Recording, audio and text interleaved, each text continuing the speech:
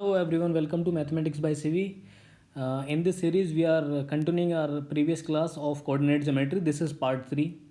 In this lecture, we will discuss about the remaining topics. इससे पहले अभी हम कार्टेशियन सिस्टम के बारे में डिस्कस कर चुके हैं.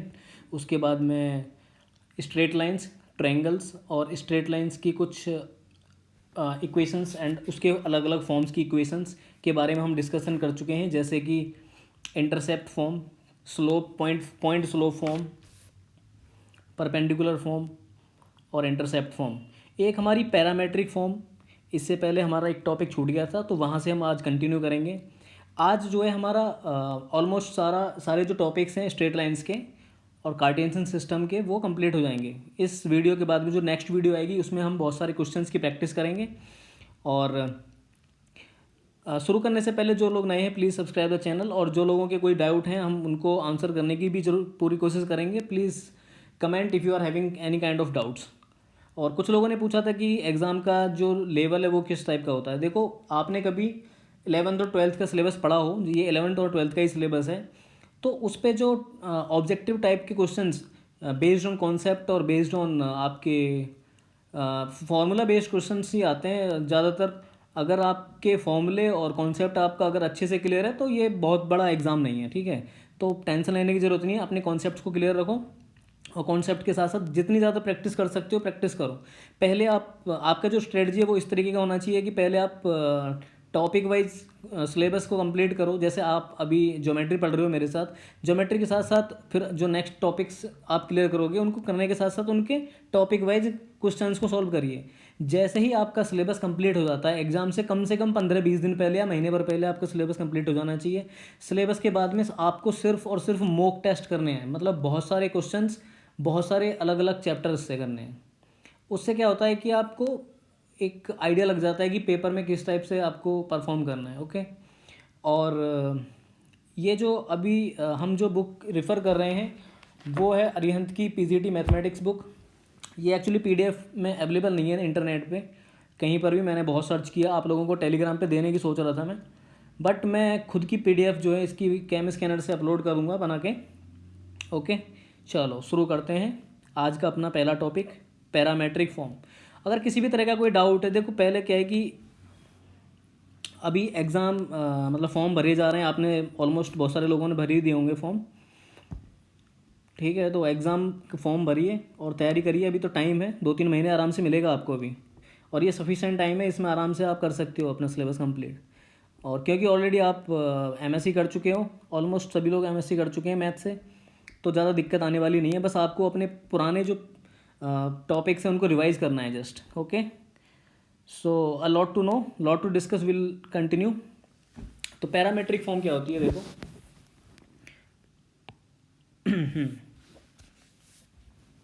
मान लीजिए कोई एक स्ट्रेट लाइन है, वो एक पॉइंट P जिसके कोऑर्डिनेट्स हैं x कोमा वाई, ठीक है.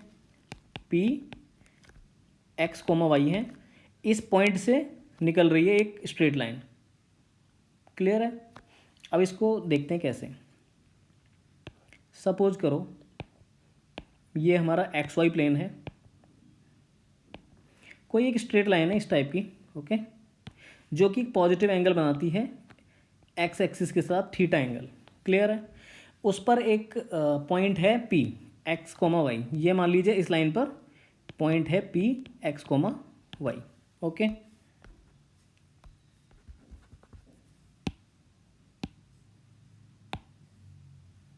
ठीक है. अब क्या होगा, ये जो इस टाइप की जो एंगल होते हैं इनको बोलते हैं positive angle with this x axis, with respect to x axis. अगर हम इसी एंगल को इस तरीके से देखते तो ये नेगेटिव एंगल हो जाता. क्लियर.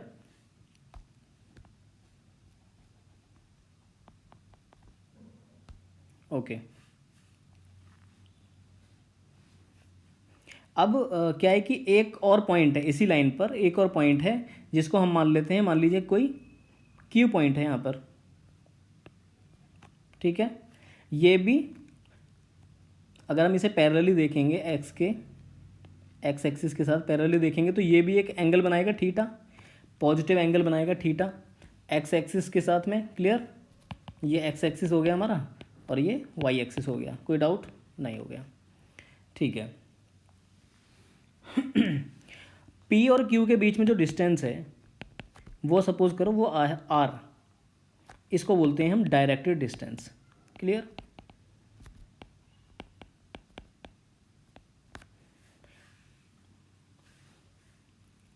और क्यू जो है, क्यू के जो कोऑर्डिनेट्स हैं वो है हमारे x1 कोमा y1, ठीक है।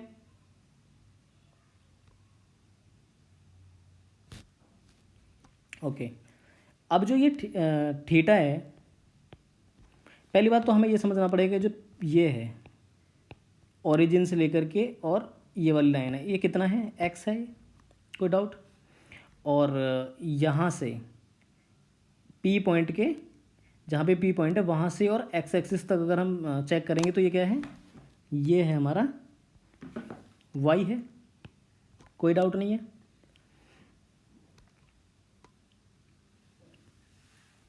ठीक है, तो इक्वेशन किस टाइप की बनती है, यहाँ पर जो रिलेशन है इन दोनों पॉइंट्स के बीच में जो रिलेशन है, एक सेकंड यार ये बहुत ज़्यादा लिख दे रहा है अपने आप ही नीचे। तो रिलेशन किस तरीके से निकल के आता है, रिलेशन निकल के आता है कि x माइनस x1 अपॉन में cos theta is equals to y minus y1 upon में sine theta is equals to r, ठीक है। ये वाला जो रिलेशन है ना, इसको एक बार ध्यान रखिए, और ये आया कैसे, ठीक है। अब ये वाला जो एरिया है हमारा, इसको हम बड़ा एक इमेज बना करके देखते हैं। देखो ऐसे, इसी टाइप से है ये theta P x comma y, और क्यू हमारा यहाँ पर है x1 y1।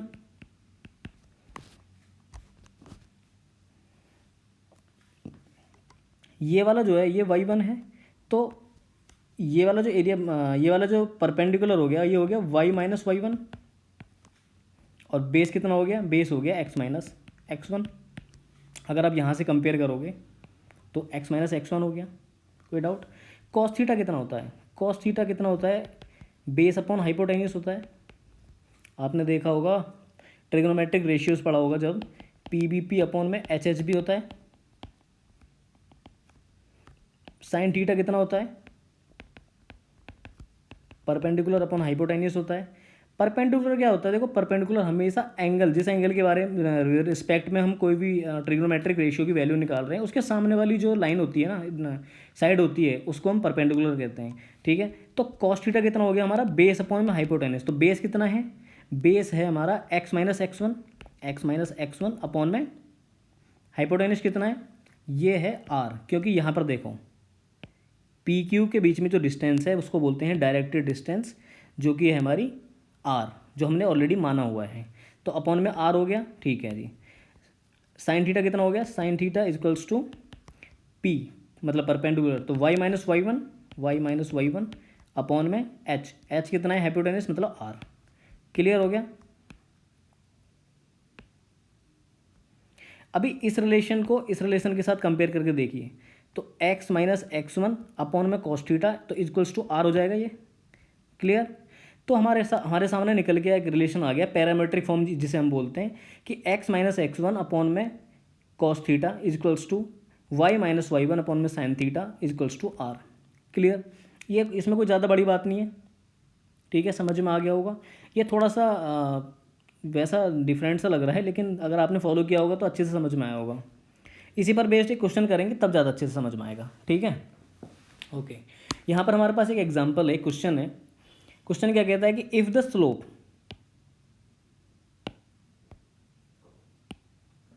Slope of the straight line through a 3,2, तो हमारे पास एक पॉइंट है 3,2, वहाँ से एक स्ट्रेट लाइन गुजर रही है, तो उसकी स्लोप निकल के आ रही है m equals to 3/4। Clear. Okay, और पॉइंट क्या है हमारा 3,2, एक स्ट्रेट लाइन है जो कि पॉइंट ए यानी कि 3,2 से होकर गुजर रही है ये स्ट्रेट लाइन, और इस स्ट्रेट लाइन की जो स्लोप है वो 3/4 है। ओके, तो स्लोप क्या होती है, स्लोप होती है एम से हम डिनोट करते हैं, m equals to tan theta भी होता है, ये भी आपने सुना होगा, तो tan theta equals to 3/4। Clear. अभी जो मैंने बताया था कि पी बी पी अपॉन में एच एच बी, तो इसमें टेन क्या होता है, पी अपॉन में बी होता है, मतलब परपेंडिकुलर अपॉन में बेस होता है। ओके, सपोज करो हमने एक ट्रायंगल बना लिया, ये हो गया थीटा, तो ये हो गया परपेंडिकुलर, और ये हो गया हमारा बेस, और ये हो गया हाइपोटेन्यूस। परपेंडिकुलर कितना है, 3 है, तो ये हो गया हमारा 3, और बेस कितना है, ये हो गया हमारा 4। तो एच कितना आ गया, अगर हम पाइथागोरस थ्योरम से निकालेंगे तो 5 आ जाएगा ये। क्लियर। तो साइन थीटा कितना हो गया, साइन थीटा हो गया परपेंडिकुलर अपॉन में हाइपोटेन्यूस, मतलब 3/5, और कॉस थीटा हो गया हमारा 4/5। कोई डाउट है किसी को, नहीं होना चाहिए।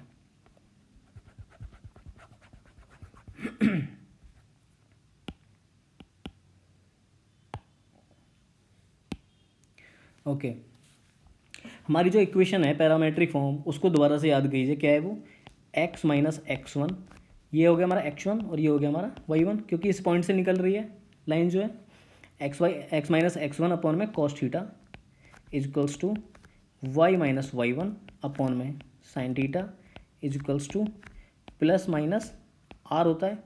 अच्छा, प्लस माइनस क्यों लगाया, क्योंकि वो एक डायरेक्टेड डिस्टेंस है, हमें पता नहीं है कि साइन क्या है उसका। ठीक है, अभी फिलहाल के लिए इतना याद रखिए। अब यहाँ पर हम सारी वैल्यूज रख देंगे, तो x माइनस x1 कितना है हमारा यहाँ पर, x1 है 3 अपॉन में cos theta is equals to r कितना है 5 यूनिट अवे है वो दूसरे पॉइंट से। क्लियर, प्लस माइनस 5, इसको हम सॉल्व करते हैं पहले। तो x माइनस 3 अपॉन में कॉस थीटा की वैल्यू क्या है हमारी यहाँ पर, कॉस थीटा की वैल्यू है 4 अपॉन में 5 equals to plus minus 5, 3 plus minus 5 into 4 upon में 5, ये x के इक्वल हो गया। अगर इसे हम सॉल्व करेंगे तो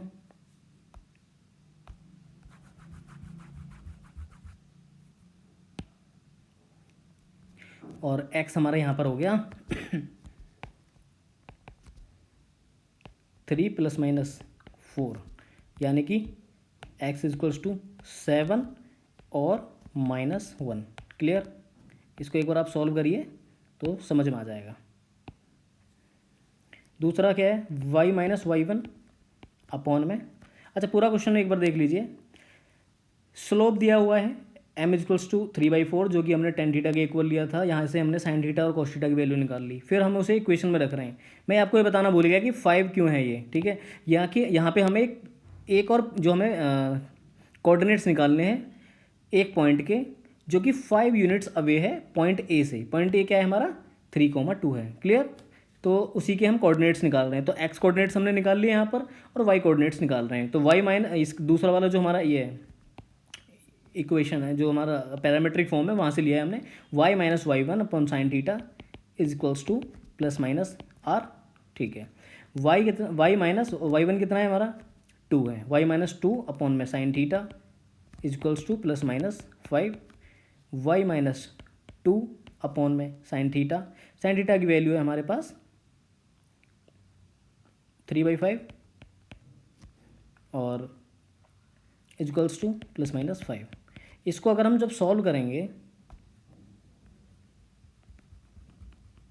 इसको जब हम सॉल्व करेंगे तो सॉल्व करने के बाद में y की वैल्यू 2 निकल के आती है,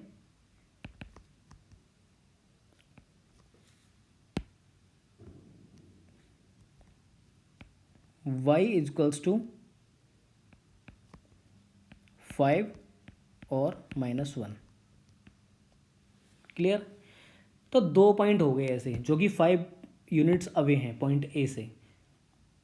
क्लियर है, 2 पॉइंट क्या क्या हो गए उसके कोऑर्डिनेट्स, एक तो हो गया 7, 5 और दूसरा हो गया -1, -1। क्लियर, अब ये जो इक्वेशंस हैं, ये जो सॉल्यूशन है, इसको आप एक बार खुद से करके देख सकते हैं। एक्चुअली स्पेस थोड़ा सा कम है, इस वजह से मैं सॉल्यूशन पहले से करके रख लिया है इसमें, इसकी वजह से आपको दिक्कत होगी थोड़ा सा। आप खुद से कर सकते हैं, कॉन्सेप्ट को समझने की कोशिश कीजिए। कॉन्सेप्ट समझ में आ गया? अगर कोई डाउट है तो आप कमेंट ज़रूर करना, नेक्स्ट वीडियो में ज़रूर मैं क्लियर कर दूंगा उस कमेंट आपके डाउट को, ठीक है। दूसरा टॉपिक है हमारा यहाँ पर एक equation of a line parallel and perpendicular to a given line. Okay, मान लीजिए कोई एक लाइन है, लाइन की इक्वेशन क्या होती है? A X plus B Y plus C equals to 0 होती है। अगर इस लाइन के पैरेलल एक और लाइन है, पैरेलल लाइन है, तो उस पैरेलल लाइन की जो इक्वेशन होगी वो क्या होगी पता है? A X plus B Y plus K equals to 0, जहाँ पर के क्या है? कांस्टेंट है, ठीक है। ये हो गया पैरेलल लाइन के लिए। अगर एक लाइन के पैरेलल एक और लाइन है तो उस लाइन की इक्वेशन क्या होगी, ठीक है। कोई डाउट? दूसरा बताते हैं। अगर कोई एक और लाइन है, ठीक है, एक लाइन है A X plus B Y plus C equals to 0। अगर इसके परपेंडिकुलर एक और लाइन अगर कोई है, ठीक है, इसके परपेंडिकुलर है वो वाली लाइन, तो उसकी इक्वेशन क्या होगी? तो परपेंडिकुलर लाइन की जो इक्वेशन होगी वो होगी B x minus A Y plus K equals to 0। के यहाँ पर भी कांस्टेंट है, ठीक है।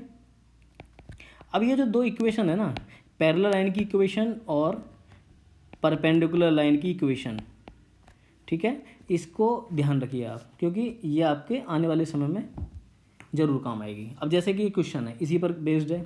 एक लाइन है, लाइन की इक्वेशन दी है हमारे पास 3x plus 5y plus 2 equals to 0, ठीक है।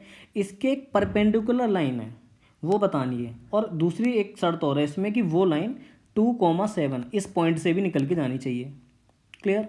अब हम जानते हैं कि जब A X plus B Y plus C equals to 0 अगर कोई लाइन है तो इसके परपेंडिकुलर लाइन क्या होती है? B x minus A Y plus K equals to 0, ये होती है इसके परपेंडिकुलर लाइन। तो हम यहाँ पर वैल्यूज़ को पुट कर लेते हैं। हमारे पास ए कितना है? सबसे पहले हमें बी चाहिए, तो बी कितना है? बी है 5, तो 5x माइनस, क्योंकि माइनस है यहाँ पर, माइनस ए वाई, ए की वैल्यू कितना है? 3y plus K equals to 0, ठीक है। अब ये लाइन जो है, जो ये परपेंडिकुलर लाइन है, ये लाइन हमारी 2,7 से होकर के गुजरती है। तो x ये है और y ये है। अगर हम इसको इसमें पुट करेंगे तो इसको सेटिस्फाई करना चाहिए। x और y की जो कोऑर्डिनेट्स की जो वैल्यू है, अगर इस लाइन में पुट करेंगे तो ये इसको सेटिस्फाई करेगा। तो x की वैल्यू रखेंगे 5 into 2 minus 3 into 7 plus K equals to 0। इसे सॉल्व करेंगे तो कितना आएगा?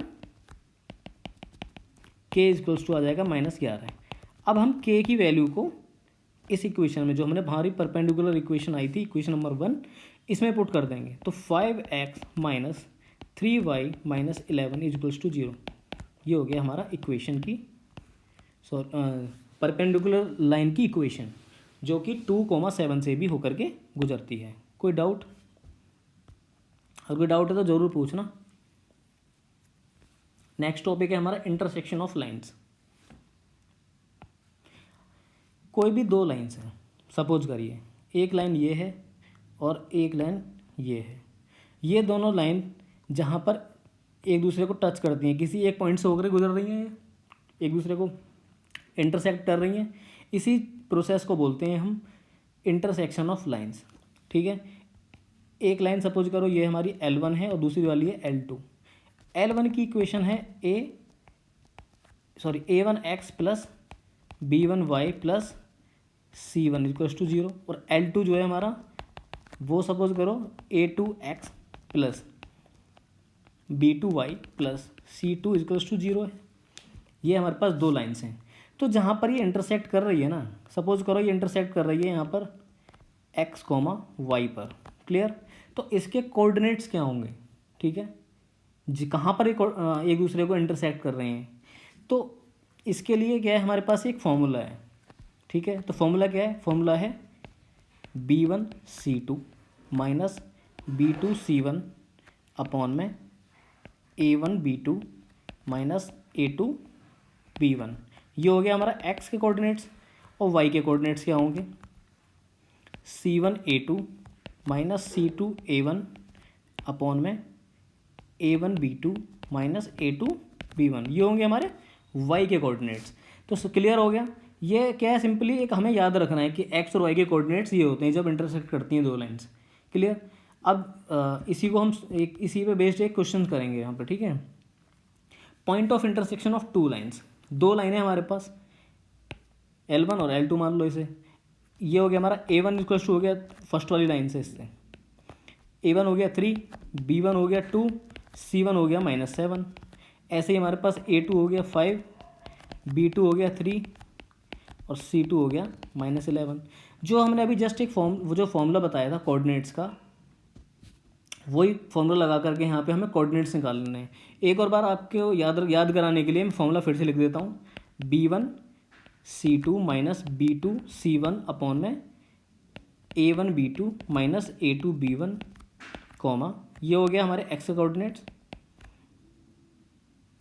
C1A2 माइनस C2A1 अपॉन में A1B2 माइनस A2B1, ये हो गया हमारे x y point of intersection के कोऑर्डिनेट्स। क्लियर। मुझे लगता नहीं इसमें कोई डाउट होना चाहिए आपको।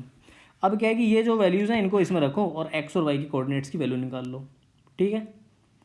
बढ़ते हैं अपने नेक्स्ट टॉपिक की तरफ। ये आप खुद से सॉल्व करना और प्लीज़ आंसर करो कि कोऑर्डिनेट्स कितने आ रहे हैं। Please answer it, comment section में ज़रूर इसको लिखना कि कोऑर्डिनेट तो लिख ही सकते हो, इसमें कोई बहुत बड़ा फॉर्मूला लिखना तो है नहीं कमेंट में। ये हमारा नेक्स्ट टॉपिक है, angle between two line. Suppose करो दो लाइंस हैं, ठीक है, दो लाइंस हैं, तो उनके बीच में, दोनों की लाइन के बीच में हमें एंगल निकालना है कि कितना एंगल है दोनों लाइंस के बीच में। तो उसके लिए फॉर्मूला है, सपोज करो दो लाइन है,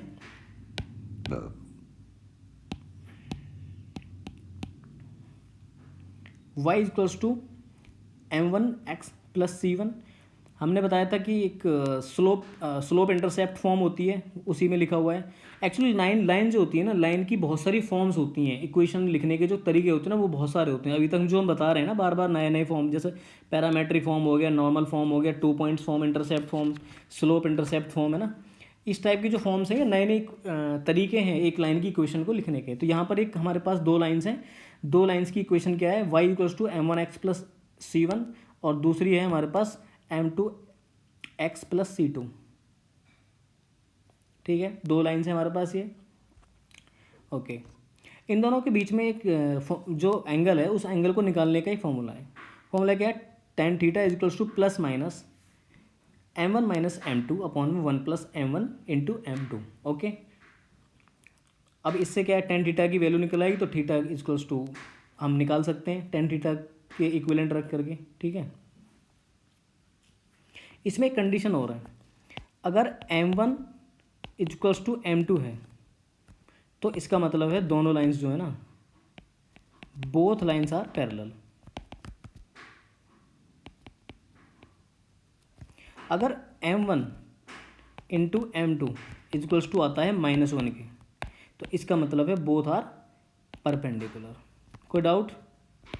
ये लिख के रखना चाहिए, ये चीज़ें ध्यान रखनी चाहिए, अगर कहीं इक्वेशन में या आगे यूज होगी ना तो बहुत काम आएगा ये। फिर इसी पे बेस्ड एक क्वेश्चन है। क्वेश्चन क्या है कि, एक सेकेंड,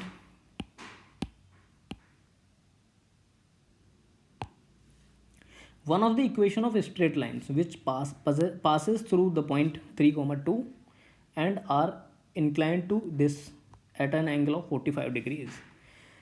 हाँ, यहाँ पर क्या है कि एक इक्वेशन बतानी है स्ट्रेट लाइन की, जो पास होती है 3,2 इस पॉइंट से और इंक्लाइंड है इस लाइन के रिस्पेक्ट में 45 डिग्री। ये एक लाइन है, इसके रिस्पेक्ट में 45 डिग्री ये इंक्लाइंड है और 3,2 इस पॉइंट से होकर के गुजरती है, तो हमें उस लाइन की इक्वेशन बतानी है। क्लियर? ओके, तो हमने इससे पहले 2 पॉइंट फॉर्म पढ़ा था, उसमें 2 पॉइंट फॉर्म में क्या किस तरीके से लिखते थे हम,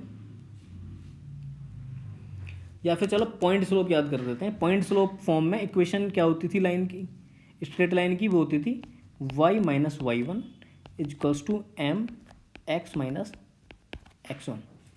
ये होती थी m यहाँ पर स्लोप है और पॉइंट क्या है x1 y1 है। क्लियर? कोई डाउट?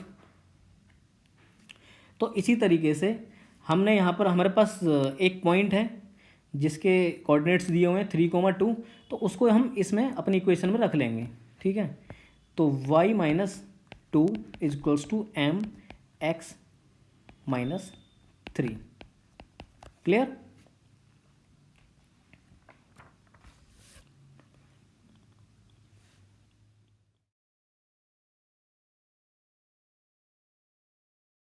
और हमारी ये जो दूसरी लाइन है जिसके साथ ही 45 डिग्री का एंगल बनाती है, ये है x minus 2y equals to 3 की। ठीक है, यहाँ से हम निकाल सकते हैं कि y इज इक्वल्स टू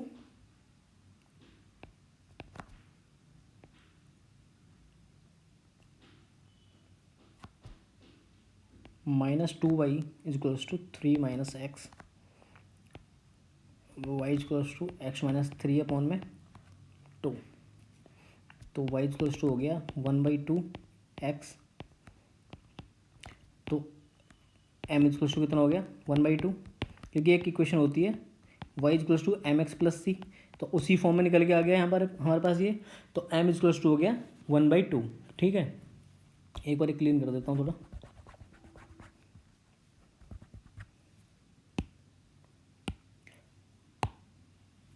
ठीक है, तो जो दूसरी इक्वेशन है x माइनस 2y, यहाँ पर x minus 2y equals to 3, यहाँ से हमने इस इक्वेशन की स्लोप निकाल ली।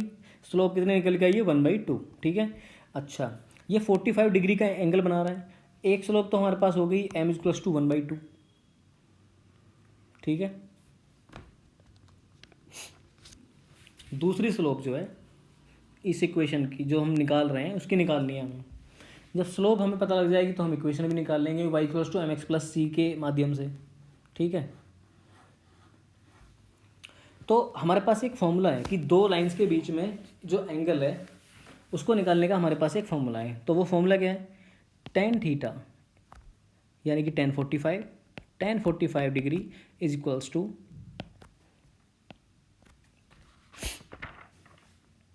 m1 माइनस m2 होता है। तो m हमारे पास है नहीं है, वो जो कि हमें निकालना है दूसरी वाली इक्वेशन का, और हमारे पास दूसरा m2 है यहाँ पर 1/2। तो m1 माइनस m2 अपॉन में 1 plus m1 m2 1 plus m into 1/2, तो यानी कि m/2। ओके, tan 45 की जो वैल्यू होती है वो कितनी होती है, वो होती है हमारे पास +-1। +-1 नहीं होती, वैसे 1 होती है, बट यहाँ पर प्लस माइनस है इसलिए हमने इसको प्लस माइनस को इधर ले लिया। इज इक्वल्स टू फॉर्मूले में था ना यहाँ पर, तो m माइनस 1/2 अपॉन में 1 प्लस m/2, और हमने ये मॉड्यूलस का साइन भी हटा दिया, और इसलिए प्लस माइनस है हमारे पास ऑलरेडी, तो इससे ज़्यादा कुछ फ़र्क पड़ेगा नहीं। ठीक है, अब इस इक्वेशन को आप सॉल्व करेंगे तो आंसर निकल के आता है m इक्वल्स टू 3 या -1/3। तो m की दो वैल्यू यहाँ पर हमारे पास निकल के आ गई हैं। ठीक है,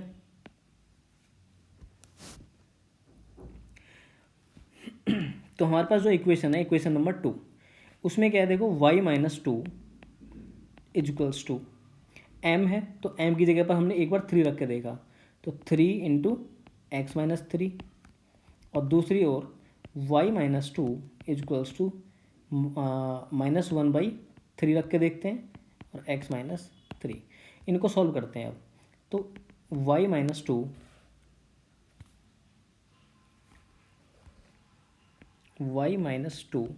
minus 3x plus 9 equals to 0, और 3x minus y minus 7 equals to 0। एक इक्वेशन तो ये निकल के आ गई। दूसरा, इसको सॉल्व करेंगे, y माइनस 2 प्लस x/3 और plus -1, equals to 0, x plus 3y minus 9 equals to 0 यहाँ पर आ गया इक्वेशन।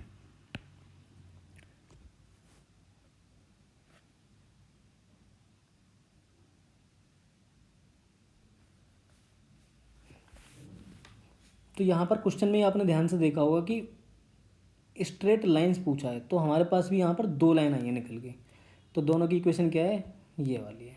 क्लियर, समझ में आ गया होगा कैसे करते हैं अभी आजकल ये इस टाइप के जो क्वेश्चन है ना इस टाइप के क्वेश्चंस आ जाते हैं, और यहाँ पर इस टाइप की इक्वेशंस दी होती हैं आंसर्स में, तो हमें एक आंसर चूज़ करना होता है, और अगर प्रैक्टिस अच्छी हो तो इस टाइप के क्वेश्चंस को सॉल्व करना कोई ज़्यादा दिक्कत वाली बात नहीं होगी। अब क्या है कंकरेंसी ऑफ 3 लाइन्स। सबसे पहले हमें एक शब्द समझना है, वो क्या है कंकरेंसी। जब हमारे पास 2 या 2 से अधिक जब लाइन्स होती हैं, या 3 या 3 से अधिक जब लाइन्स होती हैं, सपोज करो मान लीजिए एक लाइन ये है, एक लाइन ये है, एक लाइन ये है, और एक लाइन ये है। ये सारी की सारी लाइंस जो हैं एक पॉइंट पर इंटरसेक्ट कर रही हैं, इसी पॉइंट को बोलते हैं कंकरेंसी। इसी चीज़ को बोला जाता है कंकरेंसी, यानी कि वो एक ही जगह से पास हो रही हैं सारी की सारी लाइंस।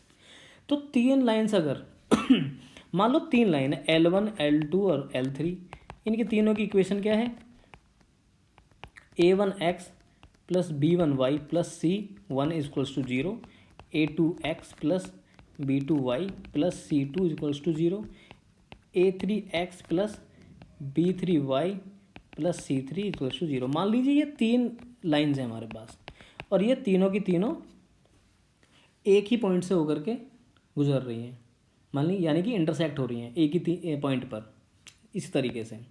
तो इसको बोलेंगे कि ये लाइंस जो हैं कनकरेंट हैं। अगर ये कनकरेंट हैं तो एक कंडीशन है, उसको सेटिस्फाई करना चाहिए इन्हें।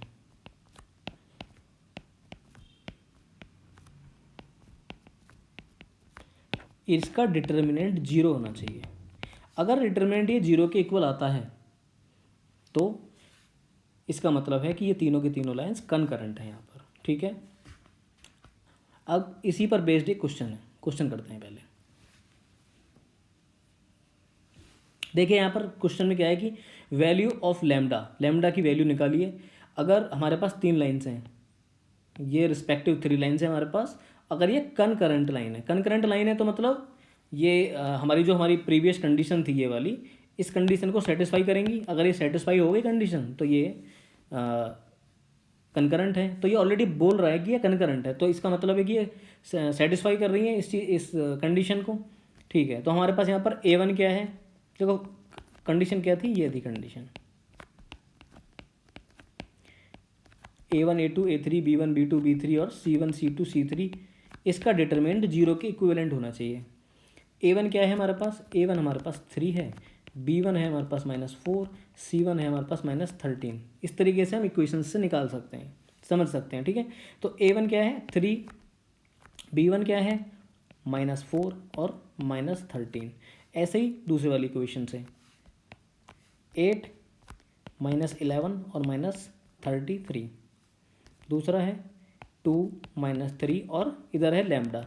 तो अगर हम इसे सॉल्व करने लगें, अगर इसे हम सॉल्व करें,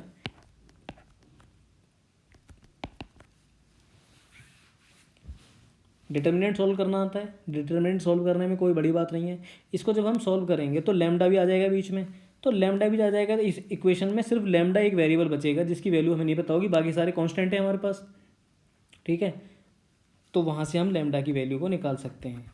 इस इक्वेशन को आगे इस डिटर्मिनेंट को आप सॉल्व करिए और पता लगाइए कि लैम्डा की वैल्यू क्या होगी।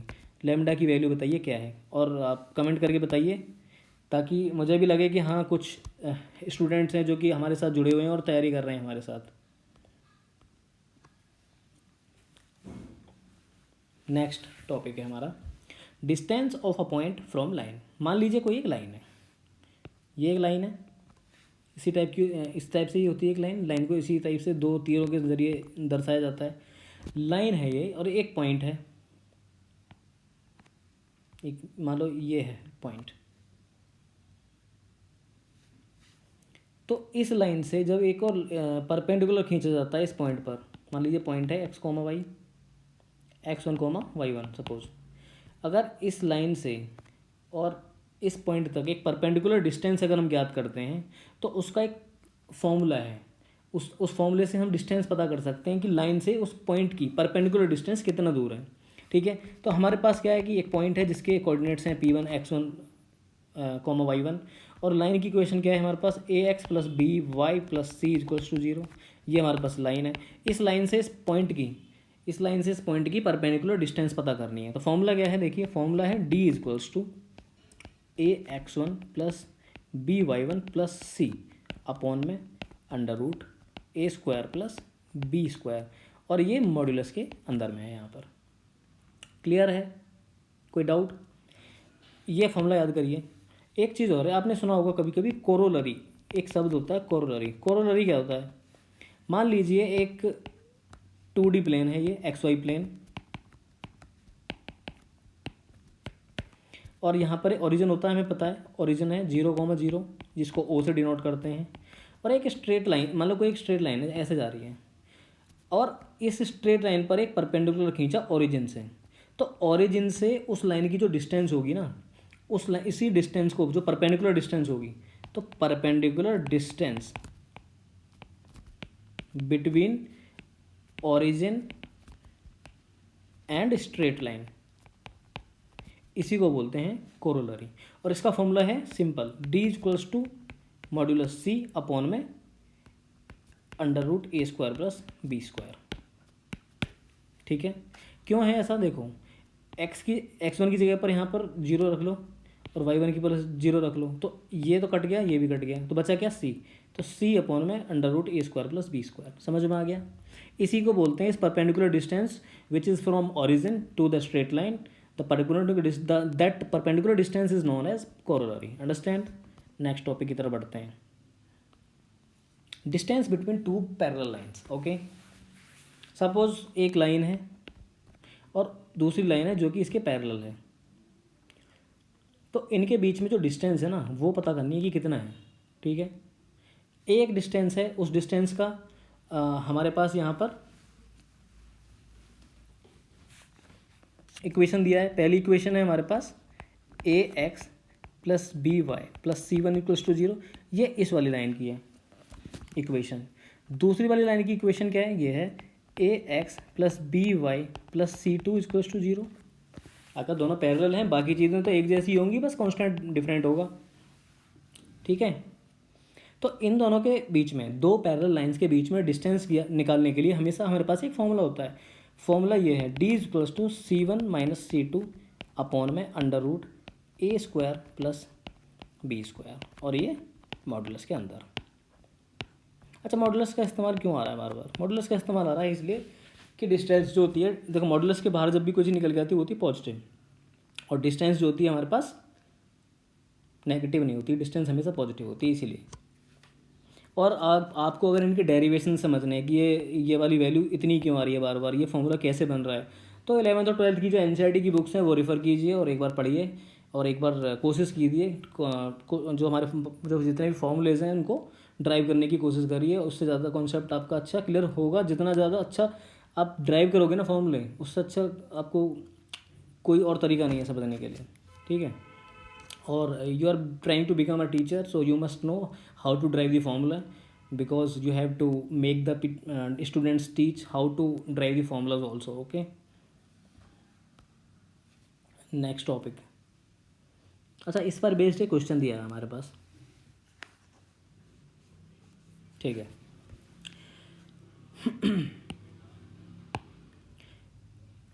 एक लाइन है जिसकी इक्वेशन ये है, और इस लाइन के पैरेलल एक और लाइन है। ठीक है, सपोज करो एक लाइन है ये वाली और इसकी इक्वेशन ये है, एक और लाइन है जो कि 4 यूनिट्स दूरी पर है इस दूसरी लाइन से, और ये पैरेलल है। ठीक है, तो हमने अभी क्या देखा, पैरेलल डिस्टेंस के पैरेलल दो लाइंस के बीच का फॉर्मूला होता है एक, तो d equals to C1 minus C2 upon में root a square plus b square, ये फॉर्मूला होता है। कोई डाउट? अब हम यहाँ पर क्या है, हमें इस लाइन की इक्वेशन ज्ञात करनी है, ठीक है। तो एक जो हमारे पास ये है इक्वेशन है 5x minus 12y plus 26 equals to 0। इसी के लिए दूसरी जो लाइन है जो पैरेलल है उसकी इक्वेशन क्या होती है 5x माइनस 12y प्लस में k इक्वल्स टू 0। के क्यों रखा हमने, क्योंकि सिर्फ कांस्टेंट डिफरेंस होता है दो पैरेलल लाइंस के बीच में, और ज़्यादा कोई ज़्यादा डिफरेंस नहीं होता है, ठीक है। अब हम क्या है कि डिस्टेंस वाले फॉर्मूले में इनकी वैल्यूज़ रखेंगे पहले, ठीक है। C1 क्या है हमारे पास यहाँ पर, C1 हमें निकालना है, तो K है K माइनस, और C2 क्या है 26 अपॉन में √a²b²। A कितना है 5 मतलब 25, 5 का स्क्वायर, प्लस B कितना है -12 यानी कि 144 इक्वल्स टू हमें डिस्टेंस दिया हुआ है, ओके। और ये मॉड्यूलस के अंदर है। एक सेकेंड इसको सॉल्व कीजिए, 5 9 13 52, तो K माइनस 26 अपॉन में 13 इन इक्वल्स टू 4, और मॉड्यूलस हटा देंगे तो क्या होगा K माइनस 26, ये 52 हो गया प्लस माइनस, तो K इक्वल्स टू हो गया एक तो 52 माइनस 26, और एक हो गया K equals to 52 plus 26। K की दो वैल्यू आ गई, एक तो आ गई -26 और एक आ गई 78, क्लियर। अब इक्वेशन में रखो K की वैल्यू, तो 5x माइनस 12y प्लस में 78 रख लिया, एक बार रखेंगे 5x minus 12y minus 26 equals to 0। तो ये हमारे पास दो इक्वेशन यहाँ पर निकल के आई हैं। तो पैरेलल एक लाइन के पैरेलल दूसरी लाइन है, तो उसका इक्वेशन निकालने के लिए इस तरह की फॉर्मूला का इस्तेमाल किया जाता है, और ये डिस्टेंस का फॉर्मूला है हमारे पास, क्लियर है। तो आज के लिए इतना ही। नेक्स्ट टॉपिक में हम जो हमारे रिमेनिंग टॉपिक्स हैं उनको पढ़ेंगे, जैसे कि equation of internal and external bisectors of angles between two lines, equation of family of lines पढ़ेंगे, और सबसे important topic general equation of second degree और उससे related angle between the lines based on second degree equation, और उसके बाद में हम कुछ क्वेश्चंस भी प्रैक्टिस करेंगे। आज के लिए इतना ही। If you have any kind of doubt please comment down below in the